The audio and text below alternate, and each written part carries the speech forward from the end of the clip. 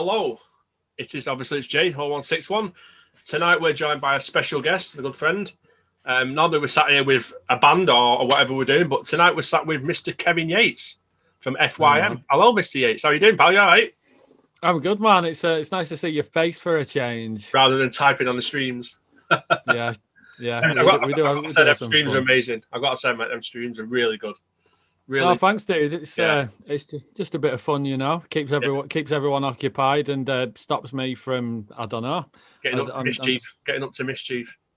Well, I can't be going outside getting up to mischief, so I may as well do it in front of a camera, mate. Exactly. For everyone that anyone that doesn't know Kevin used to be a drummer. I mean, you used to be. You still are, really, aren't you? You've never. Technically speaking, yeah. It's just hung up for the time being. Maybe. For the time being. Obviously, you've been drumming for a long time. Which drummer inspired you to pick up the sticks? Was it a famous drummer? Was it someone? Was it a parent? Was it someone you knew? No, man. It was kind of a buddy of mine at school. So when I was in primary school, my mate wanted to take up guitar. So then I was like, oh, I'll have a bash at that. And I wasn't even into like rock or metal at that point. Yeah. And I was just like, I'll have a bash at it. Could not do it to save my life. I was just shocking, absolutely shocking. Then started high school and he wanted to take up the drums. So I was like, right, I'll have a go at this. And my folks were like, right, if you do this, you've really got to stick at this. And I was like, yeah, we'll see. And I just I wouldn't say I instantly took to it, but I certainly found it a lot easier than guitar. And I mean, back then, listen to nothing like I do now. I mean, we're literally talking about like chart shit at that point. Yeah. But, as it went on, man, then I heard I heard Fear Factory, and I used to listen. I was like, how did he do that? Because I didn't even know like double pedals were a thing at that point. I was like, how the hell are they doing it? And I'd say, from when I actually first started to get into the music I love now, I'd say out of all the drummers I used to listen to, one of the first bands I absolutely loved was Limp Bizkit. So I guess John Otto really was he was probably the one that sort of, for my GCSE piece, I literally did Rolling by Limp Bizkit. How new is that? But that was how I kind of got started with that. And I only had lessons for like a few years, and then you'll probably know like loads of musicians that a lot of them are self-taught, a lot of them maybe had some lessons, but a lot of it you just literally do it by ear, or watch the videos and you just try and sort of replicate what they do. Yeah, brilliant. Just give us a bit of a rundown which bands you've drummed for. So, oh God, right, really going back now. So first off, I was in like a kind of grunge band called Face of Change with Dom Layton and Ben McFarlane. Ben plays for Prometheum now. Yeah. Then from there, the band did change the name at one point. I can't remember what that was. Then I went into Dead by Sunday, which was kind of like this tribal metal weird thing. We weren't very good. We thought we were amazing at the time, and then when you listen back, you're like, yeah, man, we sucked. Then I was in another weird, I don't know, some sort of weird hardcore band called Ulcat Row, through some lads from Cumbria. And then where did I go from there? I was in Gates to Masada. That was kind of like a bit of a deathcore project. That was with two of the ex-members from Lancaster band Passengers. Right. That was really cool. That was fun. But then I moved down south, come back, and then Dan from Prometheum hit me up, man. And I was with them for a good few years, where I started seeing your good self whenever in Manchester. Yeah. Always down for a good night whenever I was up in Manchester. But since then, man, I decided to. It was my decision to leave because I think what they wanted to do, I don't know whether this is still what they're doing now, but what they wanted to do with the next album wasn't really what I was wanting to do in, like, with the Faces of War album. Yeah. I was like, right, this is a good point for me. I even managed to kind of get a little bit of a breakdown in a song, which they said, it'll never happen. I was like, I'll make it bloody happen. And yeah, it just got to the point where I was like, I didn't have that passion for it. Not the passion for like drumming, just I thought that what they were wanting to do and what I was wanting to do, wasn't really going to match up. There was no issues with me leaving whatsoever. Still great friends with the guys. Yeah. But then I kind of hung it up while I was still in the middle of doing all of the YouTube stuff, and I just kind of focused on this and that's literally been what I've been doing like for the last couple of years now. And it's not a case of that you haven't hung the sticks up. You still, potentially in the future something comes along, the right sort of band. Would you? It all really depend on what my work schedule is, what the schedule is with the things that I'm doing for the channel. Because like right now, I like a typical day for me when I'm working is I'll go to work, generally finish around about 4 o'clock, get home, have tea, have a shower, make a video, I'll jump on live stream. But like those live streams can go on for a good few hours. They do, don't they?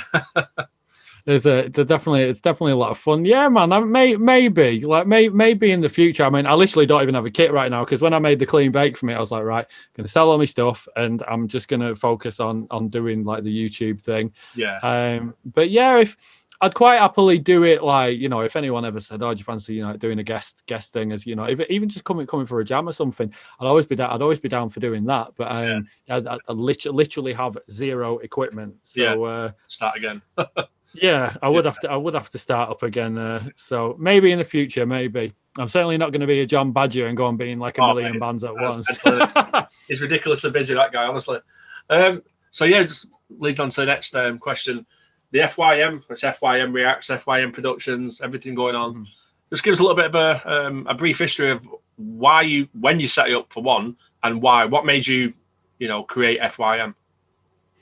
So I think it's been, I don't know the exact date, but I think it's got to be at least maybe somewhere between 3 to 4 years ago now. So there's this guy called Truant from Liverpool. Yeah. His channel's still it's still there, but he doesn't do videos no more. Now, I was literally in my living room one day and I just had YouTube on telly, had some metal videos playing. And then as it'll just randomly skip on to the next video. So I'd never really watched reaction videos before, and this guy from Liverpool, and he was just hilarious. I loved like watching him. He's talking about a band he's not heard before, and I just suddenly became quite addicted to what he was doing, and the community that he had behind him was really interesting. You get to check out new music. And he once did a video where he said that, people are always like, "Oh, why have you not done this song yet?" And he basically said anyone that wants to do it, he'd recommend them to do it. He said, "You'll be surprised what you'll find in there by doing that that's not everyone else sees." Yeah. So I literally just set my phone up one day. I literally set it up on my ironing board, books balanced against it, and I just selected a random track by a band from up north called Grace and Legend. I don't know if you'll have heard of them. Yeah, I think the name rings a bell. Yeah. So I messaged them and I was like, "Look, I'm starting doing this. Do you mind if I feature you?" And they were like, yeah, that's fine. Video, mate, was absolutely shocking. Like the quality, the way that I spoke in the video was nowhere near as structured as what it is now. But I enjoyed it, and I just kind of carried on with it. And I didn't even think like, "Oh, I want to get to like X amount of subscribers." I was just doing it because it was a bit of fun. Yeah. And then suddenly bands like actually started, they'd reach out to me, and it wasn't just doing something like, "Oh, well, this new Architects have dropped something new, let's do this." They were actually coming to me, and I was like, "Well, I'm getting more underground bands than anything else," and that's what it's turned into, man. And you get some big bands, don't you? I mean, obviously we see them, we see bands on the chat just in there, joining with a bit of banter. Getting you to play their new releases and stuff. You do get some really big bands as well, dropping your email, you to review the new stuff. It's cool when that happens. It is, because I mean, you always do wonder, like when you're making these videos, like, and if I do, I don't know, something by say like Imure or something, it's like you don't know whether those guys are watching it because you don't know, are they active on social media, or are they the type that don't? But there are one or two of them, man. I think the biggest surprise for me recently was when I actually got a friend request from the Imure drummer, who also plays guitar and drums for Darko. Yeah. And he literally messaged me and he was like, "Big fan of your channel, love your videos." And I was like, "Oh my God." Yeah. Proper fanboy moment. Yeah, proper fanboy moment. It really was. It really was. But you do learn that. I think reaction videos used to be kind of like a bit of a cringy thing. I think, whereas now, certainly with the lockdown and everything, I think a lot of people have realized, certainly bands as well, that it's actually not just about just watch me watching this. It's actually all about promoting. It's all about promoting that band. Like that band that's like a new band may only get, say, what, might get 200 views. Yeah. But that video that gets 200 views, that's a smaller band compared to, say, While She Sleeps reaction video that may get like thousands upon thousands.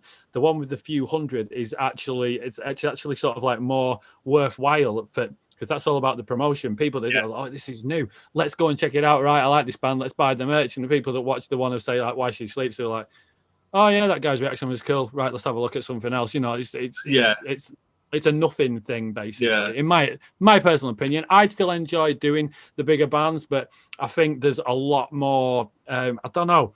I mean, you see how excited I get in the video. Oh yeah, absolutely. I absolutely love it, and yeah, it's really great to come back, because you know I was away for a few months. I'd took some time to get a few things that I had to sort myself. I mean, job was one thing. I was like fucking out of work for a year with all of this shit going on, and I got that sorted, and then I got the passion back, and I don't know. I've come back strong and stronger. Yeah. Do you feel as though I mean, some of the reaction people that do the videos, do you think some of them take the cop out, the easy route of only reviewing the big bands because they know it gets them more views, more subs? Yeah, I mean, I can get why the people do that, because they obviously want to grow fast. I mean, in the early days, I was still featuring. I was featuring. You know, I did loads of architects and Slipknot and everything like that. You kind of have to. I think I kind of used that as like my stepping stone, and then I was like, right, I'm just getting all of these. Let's do this. Whether or not they sort of use that to just get the popularity, don't know. Really don't know. It's hard to tell. You can certainly tell the genuine ones though. With the others. I won't mention his name on this, but you know the one that I meant. I was, funnily enough, the next thing was just about to say to you, is it ridiculous that, you know, again, won't mention no names, but some of the fact that some of these people actually charge big money to review a band's video it's disgusting, isn't it, really? It's daft. Like when, like, so remember there was a band that come onto the stream that I know you were in the other night, and they asked us if I'd do it. So I was like, yeah, we'll check it out. Then literally as we went onto it, saw that this particular American channel, this particular American channel had featured it. Now it had over 9,000 views. I was like, oh well, so that must be pretty good for the band. And then someone in the chat literally went, no, look at the actual band's video. It's still only got 300 views on it. Yeah, and that just went to show. But the fact that I actually thought it was only 500. Obviously, it's all in dollars. It's not $500, man. My friend was telling me this morning it's actually around about $1,000 that he charges for it. That's ridiculous. It's so daft. I was like, what?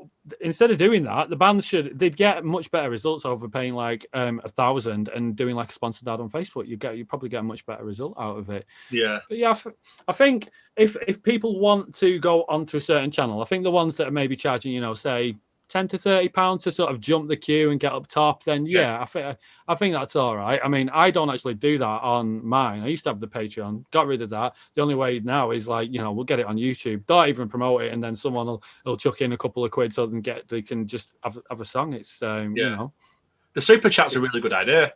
I mean, it's you know, like I said, it does jump up. I mean, you can have an hour left of your stream and yet 6.5 hours, you know, music left for requests. So obviously the super chat does help to get your song pushed up there and guaranteed put on the stream, which is a good idea. It's definitely a benefit for people. I mean, I know I was literally on there's another channel called Rachel Reacts. She's in the States somewhere, and I absolutely love her channel. And I literally just went on and I was like, right, she knows I'm a fan of the channel. I was like, so I just chucked a little donation over, you know, because again, I know what it's like to create the videos. A lot of time goes into it. A lot of time does go into it. And so sometimes you'll be like, you know, you'll put all this time and then you've done all the editing and it's just like, oh my God, my neck. Yeah. Especially when you sat as long as you are, sometimes doing, you know, coming on at 2 p.m, finishing at, you know, midnight with just like one break. You know, it's a full day's work. It's actual full day's work, isn't it? It is. It's really good fun. Just next question. Obviously, this is probably more aimed at you as a drummer as well as a promoter as well. But what's your views on social distance gigs and the live streams? So, for instance, if you were drumming now, what would your view be on it? Would you be down for like doing a live stream and social distance gig, or do you need a crowd stood up in front of you? So we're talking about like literally if I was in a band and it's just being recorded live, but there's actually nobody No there. one there, yeah. Yeah, I think, you know, in terms of what it does for a lot of other people, I think it's a really good idea. I don't think, you know what, I don't think I'd actually struggle with the fact that there's not going to be people there. A lot of the times on stages, if you've got lights shining on you, you can't see nothing anyway. Yeah. But I mean, it's nice to have the, you know, you can see the crowd and you can feed off it. Yeah. But I think at the minute, I think everyone's got that used to. A lot of people have took to, you know, doing any sort of streaming or making videos, so everyone's used to being in front of a camera. Yeah. And I still think it's good, and they need to. Bands need to have it. Like, now's the perfect time. Now is the perfect time to be doing stuff like that, or starting to do some sort of content creation. Because unless you're working in like a supermarket or the NHS, then it's more than likely you'll be at home with the family. You know, a couple of times a day. You probably like, you know, jump on the phone, jump on the computer or whatever. So there's a ready-made new audience out there for people, and I think it's a good idea. I do. I mean, the one thing, I mean, we asked loads of bands. I mean, don't get me wrong, we you know, we've done quite a few of the live streams, and we did a few social distance gigs, and we asked loads of bands, and 90% of them did do it. You know, there was a few that said they didn't feel safe because of the COVID, which is fair enough. But I don't know about your view on it, but as an underground band, you know, keeping your name out there so that people remember who you are, don't forget you. You know, it's important, and it's important to just do a live stream, do a social distance gig, or at least keep yourself active. Here's the way I look at it, right? This is how I look at it. You have these bands that, you know, I'm not putting it down on any band that's like says, oh no, you know, we don't feel it's safe because of COVID. Yeah. So going into a venue, how many staff have you got in the venue that are obviously sort of, you know, doing all the camera work? How many, including the band, how many people are going to be in there altogether? Well, we'd have on ours, we'd have the guy holding the camera, and then with the guy doing the sound, who'd probably pop in every now and then. So it'd just be the band, the guy with the camera, and, you know, the guy who does the sound. That'd be it.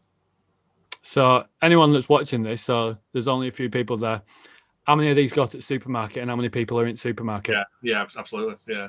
You know? Yeah. Dude, like literally, supermarket where I work at, we're allowed 1,000 people in. Right, if we're allowed 1,000 people in, why the hell can't we have a show? Why there's literally, I mean, obviously we might want to like chuck ourselves at each other. Yeah. But you know what, man? Like, that's exactly the way I see it. You know, we're told at work that we have to do our best to social distance. It's bloody impossible, man. It is impossible to do it all the time. I just kind of, at first I was like, oh, vaccine, I don't know about that. But you know what? If they suddenly brought it in and they said to me, right, if Jay and Jane get the vaccine and you have it, you can go around to their house and be like, right, fucking give me it now.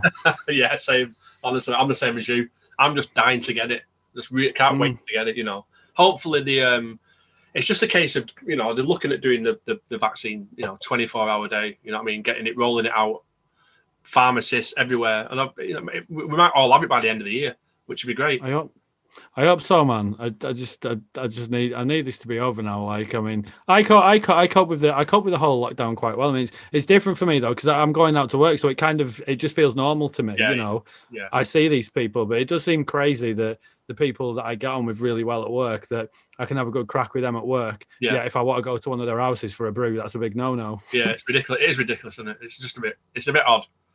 I mean, during the lockdown, obviously it's been going since March. Have you seen your amount of subs absolutely, you know, shoot through the roof? Because people are stuck in the outside and people want to watch something. I've noticed views have started going up a bit more. I mean, I remember at first, I certainly started, I think for like the first month of lockdown, I wasn't really, I was still getting relatively sort of, you know, probably a couple of band submissions every few days. Yeah. Then I think after it had been going on a month or so, then I really started to get a lot more in. I did, and it's still kept. Obviously, I sort of like I did. I would take that break from the channel for like 3 months, and then I came back. And I did. I'm probably getting more now than what I ever did, and it's good. It's good to see. It's good to see more people jumping on it. More people want to interact. I mean, that was another reason why I started up the live stream, because I think, because as well as seeing all the, you know, you got all the different Facebook groups, you got all these different YouTube channels, you know, so all the community that there is on the 0161, that's absolutely hilarious. So it's just like look through comments for Twitter, like yourself and bloody Ian Edge, and the stuff that's on there is hilarious. And I looked at what I had, and I was like, I wonder if doing the live streams would start something up, because I'd done live streams before, but not literally saying, right, I'm going live, come and drop your requests in, and I'll literally do like a reaction live to it, and then like have a chat with people and stuff. And like literally through that, I don't know, it just feels much more, you've got a much more better connection. It's the same thing as like if you were just like texting someone compared to actually having a phone call, or, you know, having a video chat with them. It's much more fun. And like, I'm just like here, I'm like a person. I can touch his face on my screen. I mean, obviously, you know, you're hands-on with your channel. It's not, you don't. I mean, I know you do the reactions and not live, but like, you know, just record them and upload them. But obviously, you do the live streams as well. So obviously, you're more hands-on. You do chat to us. You know, everyone that's on there gets to speak to you. There's not actually many people do the live. I mean, not that I've seen the reaction. Not many of them do the live. There's a couple. A couple. There is so you've got Rachel does one. She does it quite frequently. I think she's pretty much on it nearly every day. I know she does like a couple of hours. I know you've got, I think True Shot, the band True Shot from the States, they do it. But I think they do it over on Twitch though. See, in the UK, we can't do it on Twitch. There's different laws for us. If I went on Twitch, the video would literally go down straight away as soon as like music is detected. My buddy Orion, he's over in the States as well. He does it quite a lot, and it's a good thing to do, man. But yeah, I think in terms of the actual like comment and let's do it, I've only seen 2 other channels do that, and that's MTN and that's Rachel Reacts. And MTN, he's from not far from you. He's in Liverpool. He's hilarious. Yeah, brilliant. Okay, well, just to round everything up, mate, just let us let everyone know what your plans for FYM are. What you're looking to do in the future. You're just going to carry it on, or are you looking to build on something, do something more as well? I think as it's going at the minute, it's just all about still doing the videos as I am, but I think I'm focusing more on the live streams just purely because it's much more fun to connect with people. Still put out the videos as I have. I'm never going to bring it in where people like pay God knows how much for a video. I think one thing I would like to do, certainly with the sort of the new equipment that I'm still upgrading now, is I'd love to get more involved in some UK shows. You know, go and do some interviews. I know I did a little bit of that with John Badger, but it'd be cool to sort of get to some other festivals and try and get out there and do something a little bit different. Certainly going to be I'm certainly looking forward to I've got a music video I'm going to be doing actually, which is within the next month or so. You're actually creating you're creating it? It's for an artist called Amy Lilith. She did drop a Spirit Box cover quite recently that they actually did a video for, and then when I've just, you know, I've heard her voice, I know how amazing she is. I was like, right, I've got all this gear. I was like, let's do a music video. And I literally said, she's like, oh, isn't that going to cost us? I was like, I don't care. I was like, I don't want nothing. I was like, let's just do it and let's just give you something. So that could be the start of things. I don't plan on being like the next Loki or JWA or anything like that, man. But let's see where it leads us. I like to leave it open. We'll see, man. We'll see. Yeah. Brilliant. Well, thank you, mate. Really appreciate you sitting down, having a 20-minute chat with us, mate. Really appreciate it. Are you going back onto the stream, or are you you're not going to bother now? I'm going to have a brew and see how I feel. Nice one, mate. Well, really appreciate it, Kev. Thank you, mate. And we'll see you on the stream maybe soon. Quality. Cheers, buddy. See you later, mate. See you later, Kev. Bye, mate. See you, man.